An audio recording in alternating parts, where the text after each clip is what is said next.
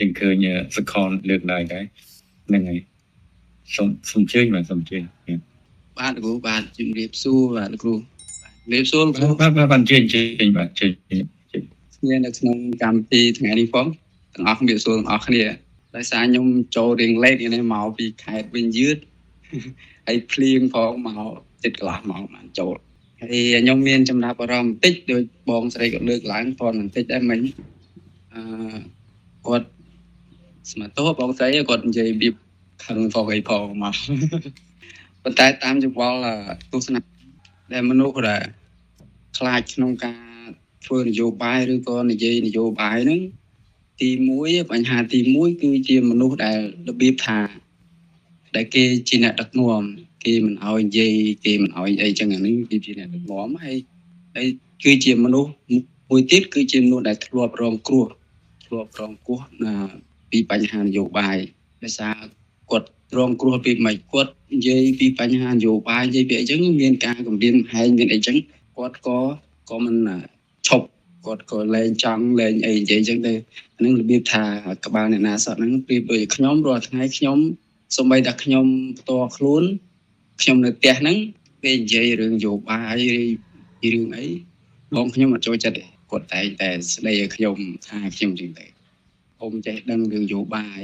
គេជាអ្នកដឹកនាំគេចេះយើងដឹងតែពីខំប្រឹងធ្វើការរលុយអញ្ចឹងគ្រួសារទៅគាត់មានគំនិតអញ្ចឹងតែបើសិនតែមនុស្សម្នាក់យល់ឃើញអញ្ចឹងគ្រប់តែគ្នាបានតែប្រទេសជាតិមួយហ្នឹងមិនបានរីកចម្រើនទៅមុខទេហើយមួយទៀតបានន័យថាមនុស្សគ្រប់គ្នាហ្នឹងគាត់ជាដូចជាគ្មានពុទ្ធិខាងនយោបាយទេហើយមួយទៀតក៏គាត់គ្មានចំណេះដឹងហើយគ្មានចំណេះដឹងក្នុងការនយោបាយហើយមួយទៀតបានន័យគាត់មិនមានសេចក្តីក្លាហានគាត់និយាយទៅគាត់ខ្លាចមុខខ្លាចក្រោយមានការគម្រាមកំហែងមានអីចឹងគាត់គ្មានសេចក្តីក្លាហានក្នុងការធ្វើនយោបាយទេហើយមួយទៀតដែលខ្ញុំនិយាយចឹងគាត់ធ្លាប់មានការគម្រាមកំហែងកាលណាគាត់និយាយទៅមានការគម្រាមកំហែងដោយចឹងធ្វើឲ្យគាត់ខ្លាចហើយតាមយោបល់ខ្ញុំតើលោកគ្រូមានយុទ្ធសាស្ត្រពិសេសយ៉ាងណាដើម្បីឲ្យយុវជនយើងធ្វើនយោបាយគ្រប់គ្នាយល់ដឹងពីការនយោបាយយល់ដឹងក្នុងការធ្វើនយោបាយនិយាយពីនយោបាយដោយគ្មានខ្លាចការគម្រាមកំហែងអីចឹងបាទអរគុណបាទសំណួរហ្នឹងចង់បានចម្លើយឲ្យចំដូចដួងចិត្តយើងចង់លឺហ្នឹងប្រហែលជាមិនមាននៅទីនេះប៉ុន្តែចាំយើងព្យាយាមឆ្លើយអស់គ្នាណាហ្នឹងហើយព្រោះនឹងយើងឈឺយើងទៅយើងរំពឹងថាយើងនឹងបានថ្នាំព្យាបាលចាក់ចំអញ្ចឹងពីការខ្ញុំពេទ្យអត់ជំនាញអញ្ចឹងទៅបាទព្យាបាលអត់ត្រូវដែរអញ្ចឹងចាំខ្ញុំទីទៀតខ្ញុំបកលវិការវិធីហ្នឹងហើយគាត់ថាធៀបមួយទៀតខ្ញុំនេះជាវេទិកាដូចខ្ញុំវាជាមេតាបរិយានេះវាថាវាឲ្យជាបាទយើងបីខ្លះទេលើកជាឧទាហរណ៍ខ្លះដើម្បីហ្នឹងវាតែយើងរៀនយល់ដឹងពីនយោបាយដើរសិនអញ្ចឹងណាបើយើងអត់យល់យើងអត់ចេះដឹងនយោបាយទេយើងចូលទៅយើងច្បាស់យកអារម្មណ៍យើងយកទៅប្រើហើយយកអារម្មណ៍ទៅប្រើហ្នឹងជាច្រើនហ្នឹងចាញ់បោកទៅអ្នកនយោបាយរហូតហ្នឹងឯងបាទហើយតែយើងចាញ់បោកអ្នកនយោបាយយើងចាប់ផ្ដើមមកប្រាប់អ្នកចំណានក្រោយទៅជឿឃើញទេតែដល់ហើយចូលឃើញនយោបាយចាញ់ទៅបោកគេហ្នឹងទៅមិនចត់គុកទេរត់ចោលស្រុកអញ្ចឹងទេនេះចេះចប់ណាមិនតែនេះមានប្រវត្តិហើយណាយើងដឹងហើយហ្នឹងហើយតែចាញ់បោកអ្នកនយោបាយជាច្រើនណាបាទអ្នកខ្លះ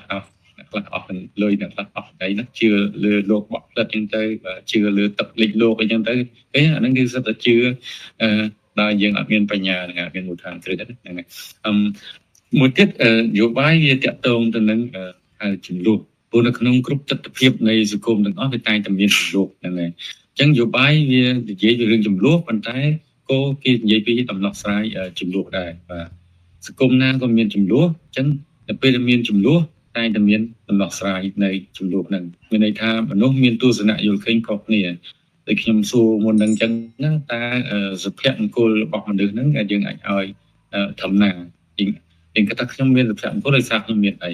តែខ្ញុំលើកឡើងមុនហ្នឹងថាយើងមាន3លក្ខខណ្ឌកាយយើងធ្លាប់សង្គមខ្មែរយើងធ្លាប់ជ័យធ្លាប់ឲ្យចម្លើយកាលពីមុនណាតែចង្កាអ្នកផ្សេងឲ្យចំណៃផ្សេងណាឲ្យគិតថាសុភមង្គលផ្សេងឧទាហរណ៍ថាខ្ញុំឈរនៅទីតាំងនេះខ្ញុំមើលឃើញលេខ6 អ្នកនរគ្នាចូលនៅទីតាំងប្រជុំមួយខ្ញុំទល់មួយខ្ញុំមើលឃើញនៅចំពោះឃើញទេអញ្ចឹងយើងមើលឃើញបញ្ហាខុសគ្នាដល់ពេលយើងមើលឃើញបញ្ហាខុសគ្នាទោះយើងឲ្យដោះស្រាយអាចខុសគ្នាបាទអញ្ចឹងនៅក្នុងទស្សនវិជ្ជាបាយយើងនៅឃើញបញ្ហាខុសគ្នាឲ្យយកបាយខុសគ្នាអញ្ចឹងបានគេឲ្យបញ្ញត្តិថាយកបាយនិយាយពីចំនួននិងដំណោះស្រាយចំនួនអញ្ចឹងយកបាយតាក់ទងទៅនឹងការចេះសម្របសម្រួលបាទការចេះប្រមព្រៀងជជែកគ្នារកឬគល់ដើម្បីដោះស្រាយបញ្ហាហើយនយោបាយអាចតាក់ទងទៅនឹងការប្រមព្រៀងគ្នាជាឯកច្ឆន្ទក្នុងការធ្វើអីមួយដែរអញ្ចឹងណាបាទអានឹងជាដំណើរវិជាបញ្ញត្តិនៃនយោបាយហ្នឹងហើយអញ្ចឹងនៅពេលដែលយើងឃើញអ្នកនយោបាយកម្ពុជាចុះឧទាហរណ៍ថានយោបាយការអំណាចនិងនយោបាយចំទាស់សច្ច័យគ្នាយើងចាប់ដើមដាក់សម្ពាធថាចូលទៅសុំកលុងគ្នាទៀតណាចែកផលប្រយោជន៍ចែកអំណាចគ្នាទៀតអញ្ចឹងយើងធ្វើគេហៅសម្ពាធរបស់ម្ចាស់ឆ្នោតឬសម្ពាធរបស់ប្រជាពលរដ្ឋទៅលើអ្នកនយោបាយធ្វើឲ្យអ្នកនយោបាយដូរអេយ៉ាបតពីសម្របសម្រួលពីជជែកគ្នាទៅជាការប្រជុំមុខគ្នាវិញខ្លាច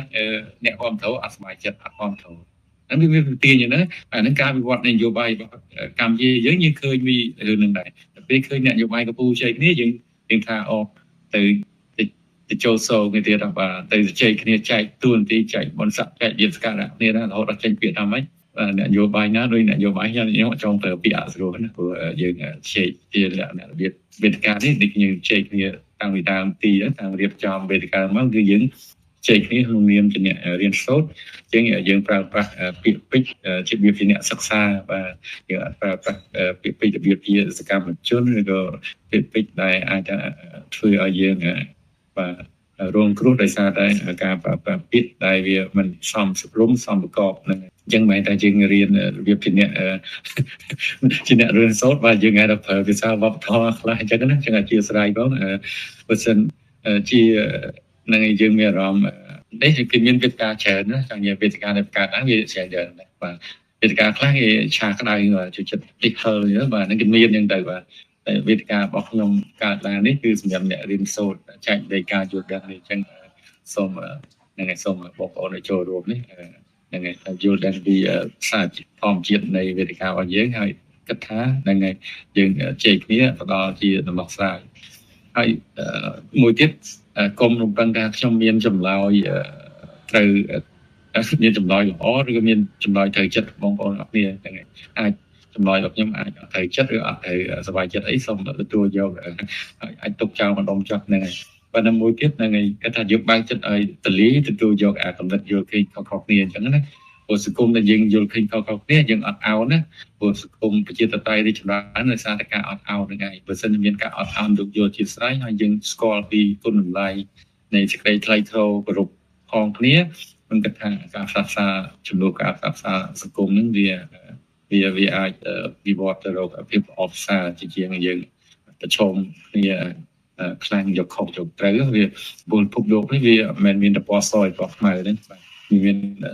ចម្រុះពណ៌ដែលអាចធ្វើឲ្យសង្គមយើងនឹងរីកចម្រើនបានវាត្រូវការចម្រុះពណ៌ហ្នឹងហើយខ្ញុំព្យាយាមនិយាយរៀនជាទស្សនៈជាបន្តិចណាបាទអញ្ចឹងតាមទីទៀតដែលយើងមកវាឆ្លើយទៅសំណួរនេះយើងលើកឡើងអស់គ្នាឡើងវិញណាបាទដែលខ្ញុំព្យាយាមបញ្យល់ទស្សនៈជាដើម្បីគ្នាយើងយល់ពីវេទិកាខ្ញុំសិនក៏បាយបាទតែទីនេះសូមបញ្ជាក់ថាមិនមែនជាវេទិកាផ្ដល់ជាដំណោះស្រាយវាជាអ្នករៀនសូត្របាទមិនថាវាជាបរិញ្ញាដូចខ្ញុំជាគ្រូបរិញ្ញាយកមកចែកលេខវាជាអ្នករៀនសូត្រទេណាបាទចឹងជាស្រេចអត់ស្គីនវិធីលើកដៃសូមជើញបាទអរគុណលោកគ្រូសម្រាប់ខ្ញុំមានពីរចំណុចសំខាន់ដែលលើកឡើងសុថាហេតុអីបានជាមនុស្សខ្លាំងនយោបាយប៉ុន្តែមុននឹងលើកឡើងនៅពីចំណុចនេះខ្ញុំសូមឲ្យនិយមន័យពីមុនថាតើអ្វីជានយោបាយជាទូទៅនយោបាយដោយបងប្អូនអស់នេះបានដឹងថាមានការឲ្យនិយមន័យច្រើនប៉ុន្តែនៅក្នុងបរិបទនេះខ្ញុំចង់លើកឡើងពីទី1គឺការដំណើរវិលវល់ជុំវិញនឹងការប្រកួតប្រជែងនៃអំណាចឬក៏ដំណើរទៅរកទូនាទីណាមួយនៅក្នុងស្ថាប័នរដ្ឋទី2ផ្នែកសម្ងាត់មួយដែលយល់ឃើញថានយោបាយគឺជាដំណើរឬក៏ការបោកប្រាស់ដើម្បីទទួលបានអំណាចឬក៏ផលប្រយោជន៍ដែលឆ្លើយតបជាមួយនឹងថាហេតុអីបានជាមនុស្សខ្លាចនយោបាយចំណុចទី1ទៅដល់មួយការអប់រំព្រោះការអប់រំគឺជាកត្តាសំខាន់មួយដែលនាំឲ្យមនុស្ស មានការយល់ដឹងបើនិយាយរឿងបញ្ហានយោបាយប្រសិនបើបុគ្គលណាដែលទទួលបានការអប់រំយល់ដឹងច្រើននៅក្នុងវិស័យនយោបាយគឺគាត់អត់ខ្លាចទេនៅក្នុងការនិយាយឬក៏ការចូលរួមប្រឡូកនៅក្នុងនយោបាយប៉ុន្តែប្រសិនបើអ្នកដែលគាត់មិនទទួលបានការអប់រំស៊ីជម្រៅឬក៏ការយល់ដឹងច្រើនពីបញ្ហានយោបាយគាត់តែងតែជឿទៅលើទ្រឹស្ដីដូចខ្ញុំលើកខាងឡើងគឺយល់ថានយោបាយគឺជារឿងដែលគ្រោះថ្នាក់ការចូលប្រឡូកនៅក្នុងវិស័យនយោបាយគឺនាំឲ្យមានការគ្រោះថ្នាក់ខាត់បងផលប្រយោជន៍ផ្ទាល់ខ្លួនអញ្ចឹងទេឬក៏ការចូលប្រឡូកនៅក្នុងនយោបាយនាំឲ្យមានទំនាស់ណាមួយដែលកើតឡើងពីការខ្វែងគំនិតគ្នានៅក្នុងគ្រួសារឬក៏ស្ថាប័នណាមួយដែលខ្លួនបានចូលបម្រើការងារអញ្ចឹងទៅព្រោះបរិបទទូទៅពេលខ្លះនាំឲ្យមានបញ្ហាចំនួនបងប្អូនក៏មានចំនួននៅក្នុងស្ថាប័នការងារក៏មានដោយសារតែនិន្នាការនយោបាយអញ្ចឹងទៅដូច្នេះនាំឲ្យគាត់យល់ថាមិនបាច់ចូលប្រឡូកនៅក្នុងនយោបាយទេចំណុចទី2ដែលខ្ញុំលើកឡើងគឺបរិបទសង្គមហើយនិងប្រវត្តិសាស្ត្រហេតុអីព្រោះនៅក្នុងប្រវត្តិសាស្ត្រដោយសារតែមនុស្សជាច្រើនបានរងនៅគ្រោះថ្នាក់ដោយសារតែបញ្ហានយោបាយដូច្នេះគាត់តែងតែយល់ថាមិនបាច់ចូលប្រឡូកទេនៅក្នុងវិស័យនយោបាយប៉ុន្តែបើសិនជាបុគ្គលនោះគាត់បានឆ្លងកាត់នៅបរិបទមួយដែលអំណោយផលទៅលើវិស័យនយោបាយគាត់មានការយល់ដឹងច្រើនគាត់នឹងចូលរួមនៅក្នុងវិស័យនយោបាយបើយើងក៏លេចមើលបរិបទនៃប្រវត្តិសាស្ត្រកម្ពុជាជាដើមដូចអ្នកដែលចូលប្រឡូកនៅក្នុងវិស័យនយោបាយនៅក្នុងដំណាក់កាលនៃរបបសង្គមរបបសាធារណរដ្ឋខ្មែរពួកគាត់ចូលប្រឡូកចូលតស៊ូដើម្បីទាមទារអំណាចមកថ្វាយកូនអាស៊ាននេះប៉ុន្តែដល់ពេលគាត់ចូលទៅបែរទៅជាចូលសងរបស់ខ្មែរក្រហមនាំឲ្យជីវិតរបស់គាត់គ្រោះថ្នាក់អញ្ចឹងទៅបរិបទសង្គមមួយទៀតដែលគាត់មើលឃើញបរិបទដែលគាត់រស់នៅគាត់មើលឃើញបរិយាកាសដែលหมายថាមជ្ឈដ្ឋានដែលគាត់រស់នៅមានអ្នកដែលចូលរួមនៅក្នុងវិស័យនយោបាយប៉ុន្តែលក្ខណៈនៃការចូលរួមរបស់គាត់វាធ្វើឲ្យគ្រួសាររបស់គាត់រងនៅគ្រោះថ្នាក់ប្រហែលថារងនៅការចោទប្រកាន់ណាមួយធ្វើឲ្យជាប់ទោសទណ្ឌអញ្ចឹងទៅឬក៏បរិបទមួយទៀតដែលអ្នកចូលប្រឡូកក្នុងវិស័យនយោបាយមកទៅជាជាប់គុកឬក៏អាចស្លាប់ដោយសារតែបញ្ហានយោបាយដែលយើងឃើញករណីអតីតអ្នកវិភាគម្នាក់ដែលគាត់បានស្លាប់ដោយសារតែការចូលប្រឡូកឬក៏នៅក្នុងសកម្មភាពនយោបាយដូច្នេះយើងឃើញថាប្រសិនបើសង្គមមួយដែលយុវជនចូលរួមឲ្យតម្លៃខ្លាំងទៅលើវិស័យនយោបាយនោះសង្គមនឹងដោយករណីនៅក្នុងអតីតអប់រំអញ្ចឹងនៅពេលដែលយុវជនឬក៏ពលរដ្ឋរបស់ចក្រភពរមចូលប្រឡូកខ្លាំងនៅលើវិស័យនយោបាយនោះចក្រភពរមមានការរីកចម្រើនប៉ុន្តែដំណាក់កាលក្រោយមកទៀតចក្រភពរមត្រូវបានពលរដ្ឋឡើងស្គាល់ស្វែងនៅក្នុងវិស័យនយោបាយចុងដំណាក់កាលចុងក្រោយធ្វើឲ្យចក្រភពរមដែលមានការរីកចម្រើនខ្លាំងទៅជាបែកបាក់ទី2ជាដើមសូមអរគុណបាទអរគុណបាទវិធីបាទសម្រាប់មតិយោបល់ចូលរួមបាទយើងឃើញមានអ្នកលើកដៃពីអ្នកទៀតខ្ញុំហៅតាមតៃរៀងដើម្បីផ្ដល់ឱកាសឲ្យយើងបាទអញ្ចឹងវិរៈផាបន្ទាប់មកបានសិផាសិរាផាបាទអញ្ចឹងវិរៈផាមុនបាទជាបាទជាបឋមជម្រាបសួរលោកបណ្ឌិតរវណ្ណៈអាចចាត់ទុកជាអាយដលមួយរូបដែរហើយសួស្តីបងប្អូនអរគ្នាដែលបានចូលរួមក្នុងការប្រជុំភាសានេះហើយសំណួរសួរថាហេតុអ្វីមនុស្សខ្លាចនយោបាយចង់ខ្លាចជាខ្មោចហើយបានជាមនុស្សខ្លាចចំពោះខ្ញុំនេះគឺបានជាមនុស្សខ្លាចនយោបាយមានទស្សនវិជ្ជាលើកឡើងចំនួន2ពីចំណុចរួមមានទី1គឺដោយសារតែមនុស្សមិនទាន់ស្គាល់ឬមិនទាន់យល់ពីគោលបំណងពាក្យថានយោបាយទេគាត់យល់ថានយោបាយគឺជាសិល្បៈនៃការដឹកនាំរដ្ឋឲ្យមានភាពល្អប្រសើរអីទេគាត់យល់ហើយទី2គឺមនុស្សឬបុគ្គលហ្នឹងគាត់ចេះនយោបាយដែរក៏ប៉ុន្តែដោយសារតែមានវប្បធម៌មិន3ដែលនាំឲ្យគាត់ហ្នឹងគឺគាត់ហ៊ានចូលប្រឡូកក្នុងជីវភាពនយោបាយវប្បធម៌ទី1គឺវប្បធម៌នៃមនុស្សនៅក្នុងសង្គមជារួមជាច្រើនគឺយល់ខុសទាំងស្រុងនៃគ គោលបំណងនយោបាយតែចាត់ទុកថានយោបាយគឺជានយោបាយហ្នឹងទៅនយោបាយគឺជារឿងកខ្វក់ហ្នឹងទៅនេះគឺជាបញ្ហាចា៎ធ្វើឲ្យកត់ហ្នឹងគឺវាអាចនិយាយថាជាកម្លាំងស្រូបទាញក៏អត់អាចប្រឡប់នឹងជាភាពនយោបាយហ្នឹងទេហើយចំណុចបបធរទី2គឺបបធរនៃការប្រកាន់យកនយោបាយស៊ីហ្វៃហត់ឈាមហើយធ្វើនយោបាយបែបអហិង្សាបែបរឿងមហែកចឹងមានអញអត់អញជាបញ្ហាធំរបស់ប្រទេសកម្ពុជាចឹងហើយចំពោះបបធរទី3គឺអ្នកធ្វើនយោបាយតោបាយជាជាងចូលរួមមានឆន្ទៈជួយសង្គមពិតប្រាកដចឹងអ្នកនយោបាយមួយចំនួនទៀតធ្វើនយោបាយគឺគិតតែអំពីផលប្រយោជន៍នោះទេក៏គិតពីប្រយោជន៍ពីឆន្ទៈជួយកែប្រែសង្គមនោះទេហើយជាយុទ្ធការដោះស្រាយរបស់ខ្ញុំដើម្បីដោះស្រាយបញ្ហាមនុស្សនយោបាយគឺមានអាចនិយាយថាឆ្នាំ3គ្រាប់លើទៅបាត់ខ្វះនយោបាយតែទី1គឺកម្រិតយន្តការទី1គឺកម្រិតចំណេះដឹងជាជនតកតនឹងសង្គមគឺវាមិននៅទៀតទៅពេលដែលជាបរិបទយើងមានចំណេះដឹងតកតនឹងបញ្ហាសង្គមតកតនយោបាយតកតនឹងព័ត៌មានគឺវានៅទៀតអញ្ចឹងរដ្ឋាភិបាលគឺគាត់ដឹកនាំតាមចិត្តគាត់ក្លុកតាមចិត្តវាបានដូចជាអ្នកដឹកឡានមួយអញ្ចឹងអ្នកដឹកឡានកងឡានគឺជាអ្នកដឹកនាំនយោបាយអ្នកធ្វើនយោបាយតែមានអធិពលហើយអ្នកជិះឡានទាំងប្រមាណអ្នកដែលច្រើនគឺសំដៅលើប្រជាពលរដ្ឋអញ្ចឹងបើសិនជាកម្រិតនៃការចេះដឹងរបស់ប្រជាពលរដ្ឋទៅទៀតអញ្ចឹងតកងឡានបើកតាណាគឺតាមចិត្តហើយឥឡូវយើងជួនកាលយើងអត់គួរបន្ទោសតកងឡានតែយើងគួរតែបន្ទោសទាក់ទងនឹងអ្នកជិះឡានដែលគាត់អត់មានការចូលរួមផ្នែកខ្វល់អំពីយោបាយអញ្ចឹងវាបញ្ហាដែលគាត់បើសិនជាតកងឡានបើកផេះទៅវាអាចនឹងរួមគ្រប់ទាំងអស់គ្នាទាំងឡាននឹងមួយតែម្ដងហើយចំពោះទី2ដើម្បីជួនកាលដើម្បីដោះស្រាយបញ្ហាកុំឲ្យមនុស្សយើងគឺខ្លាចនយោបាយគឺត្រូវតែមានតឡាការឯករាជ្យប៉ុនផ្សេងដូចជាការរៀបចំបោះឆ្នោតឯករាជ្យហើយមានការចូលរួមពីបណ្ដាគណៈបកស្របនិងឆាំងហើយត្រូវមានការចូលរួមពីអង្គការសង្គមស៊ីវិលឬក៏អង្គការបរទេសចូលរួមគណៈកម្មការរៀបចំនេះទៅហើយទាក់ទងនឹងចំណុចទី3ត្រូវតែបង្កើតច្បាប់ត្រូវកំណត់អំពីកម្រិតនៃត្រូវធ្វើដោយអាមេរិកទៀតត្រូវកំណត់ពីអាណត្តិនយោបាយទៅហើយត្រូវប្រកាន់វប្បធម៌មួយគឺត្រូវតែធ្វើឲ្យអ្នកនយោបាយគឺនៅពេលដែលគាត់ឡើងកម្មនយោបាយហើយចុះវិញគឺឲ្យគាត់សុខហើយបញ្ហាខ្មែរយើងគឺអ្នកនយោបាយគឺគាត់ខ្លាចគាត់មកឡើងកម្មអំណាចចង់ចុះចេញដោយសារតែគាត់ខ្លាចតែពេលដែលគាត់កាក់ពីអំណាចទៅត្រូវបានឆាំងគាត់ធ្វើបាបគាត់ចឹងនេះជាការបញ្ហាមួយដ៏ធំអញ្ចឹងជាវប្បធម៌នៃសង្គមចឹងដើម្បីដោះស្រាយបញ្ហាគឺត្រូវតែในការឲ្យតម្លៃនិងការពារនយោបាយដែលគាត់កាន់អំណាចហើយគាត់ចុះចេញពីអំណាចហើយគាត់ត្រូវគឺគាំពារគាត់ក្នុងជំនាញសុខភាពរបស់គាត់ទាំងខ្ញុំមានតែប៉ុណ្្នឹងសូមអរគុណបាទវិរិយហ្នឹងហើយ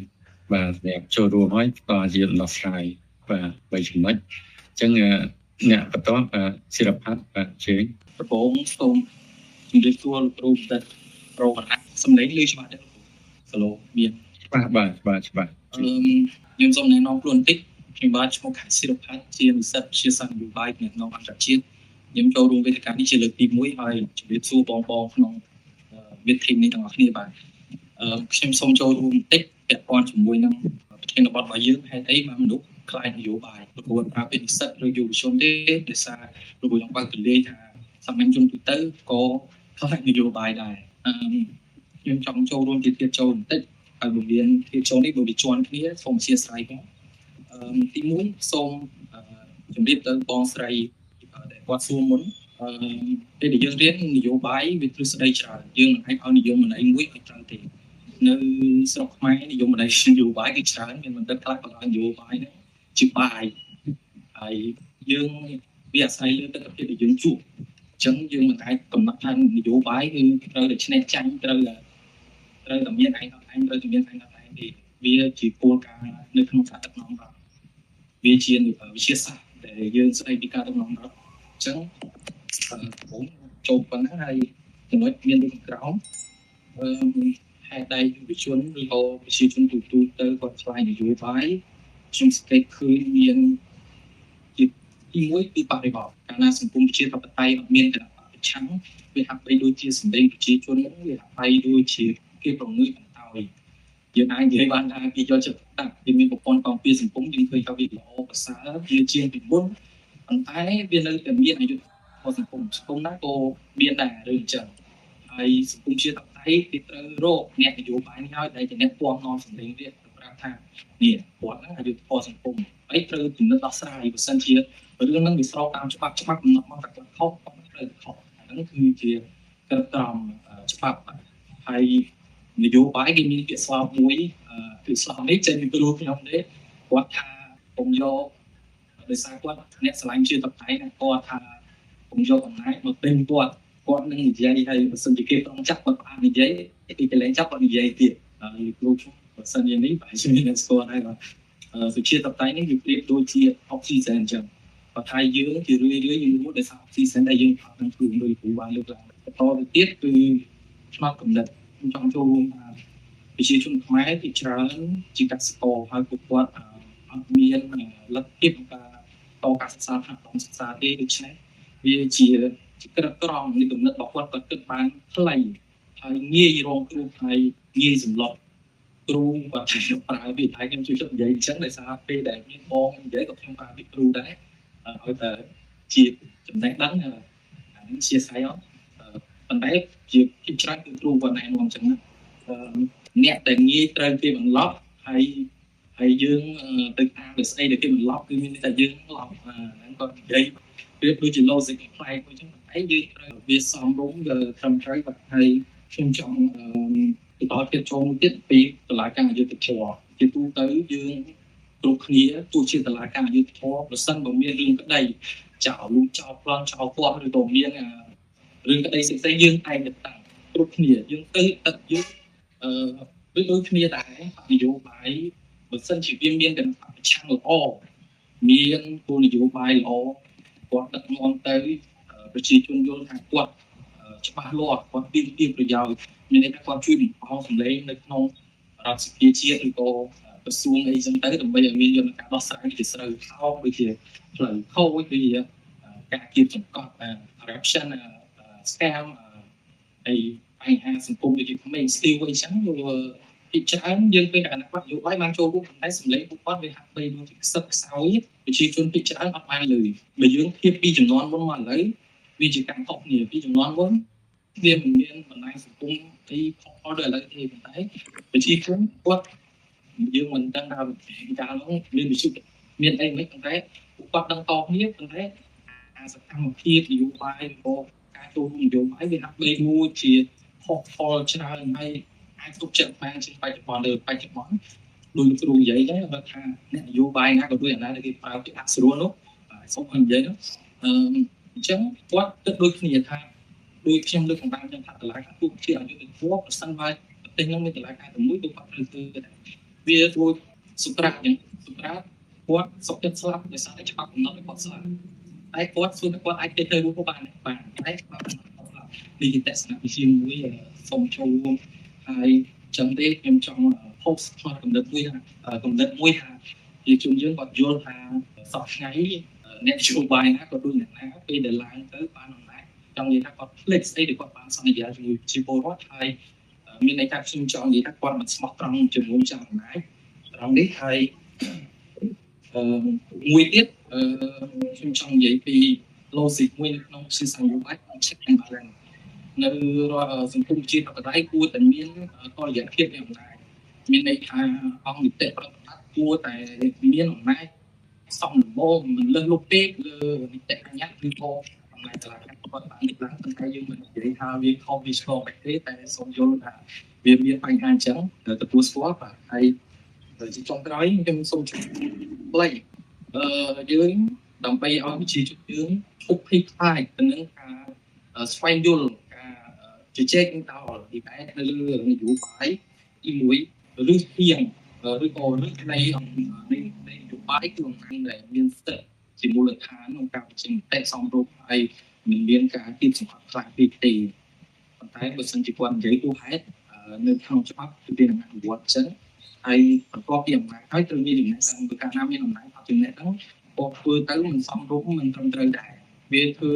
ឆ្គាប់ឆ្ពងជួនកាលអ្នកដែលបកស្រាយថាគាត់ហ្នឹងបាទគាត់ទៅពេលគាត់បានអំណាចគាត់ទៅគេតអាហ្នឹងជាស្អីជាវប្បធម៌បាទផ្នត់កំណត់តែបានតគ្នាមកអញ្ចឹងហើយនឹងមួយទៀតគឺយល់ហើយសូមចូលរួមអនុវត្តរបស់គ្នាបានយើងបានត្រឹមតែចូលរួមជាសម្លេងនៃការសង្កេតមើលហើយយើងអាចបីដូចជា25មានតែតាម5ដូចជាស្ងាត់អត់មានសម្លេងហើយនៅក្នុងព្រឹត្តិការណ៍គឺស្ងាត់មែនទែនដល់អញ្ចឹងវាជាបរិបទដែលយើងពិបាកនិយាយហើយយើងមានសំណុំពរច្រើនយុវជនមានសំណុំពរច្រើនអ្នកដែលនិយាយថាយុវជនមិនជួយចិត្តនយោបាយប្រហែលជាពួកគាត់អាចនៅខាងមកនៅបរិបទមួយផ្សេងទៀតប៉ុន្តែនៅក្នុងចំនួនខ្ញុំគុណបងថា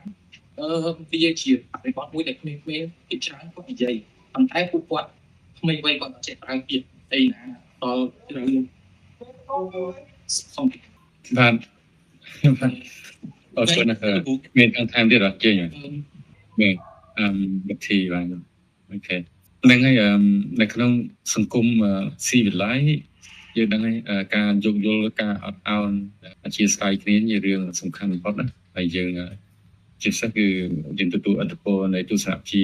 ពុទ្ធសាសនាហ្នឹងគឺយើងដឹងហើយអាហ្នឹងវាជាសារសំមួយនៃប្រជាធិបតេយ្យបាទ